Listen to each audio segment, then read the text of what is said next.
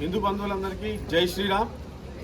ఈరోజు అనగా ఆదివారం సాయంత్రం 7 గంటల ప్రాంతంలో మనకు సిద్దిపేట స్థానిక సాదిక్పుర దగ్గర గోమాతలు లేగదూడలు ఉన్నాయనే ఇన్ఫర్మేషన్ రాగానే మన కార్యకర్తలతో అక్కడికి సంఘటన స్థలానికి చేరుకున్న వెంటనే అక్కడ ఉన్నటువంటి ముస్లిం యువకులు అందరూ కూడా అక్కడ వ్యాపారం అంటే అక్కడ బేరం చేసేవాళ్ళు కట్టుకోళ్ళు ముస్లిమ్స్ వాళ్ళందరూ కూడా అతి కిరాతకంగా మా మీద దాడి చేశారు.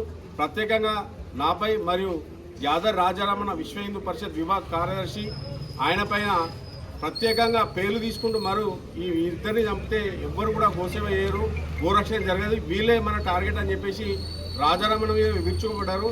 ఆయనకు చేతి ఫ్రాక్చర్ అయింది, అదేవిధంగా తీవ్ర గాయాలయ్యి చంపడానికే వాళ్ళు ప్రయత్నం చేశారు. అక్కడికి స్థానికంగా ఒక 10 నిమిషాల్లో పోలీసులు రాకపోతే అన్నయ్య 100% చనిపోయేవాడు.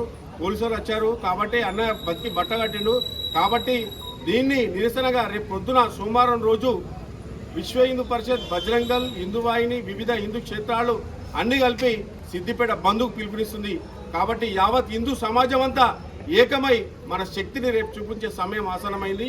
రేపు పొద్దున 8:30 సిద్దిపేట స్థానిక వెంకటేశ్వర స్వామి దేవస్థానం దగ్గర ఉన్నటువంటి శివాజీ చౌక్ దగ్గర మనం అందరం సమావేశమై అక్కడ నుండి ఒక బంద్ని మనం కొనసాగించాలని చెప్పేసి ఈ సందర్భంగా బజరంగ్ దళ్ డిమాండ్ చేస్తూ ఉంది, పిలుపునిస్తూ ఉంది.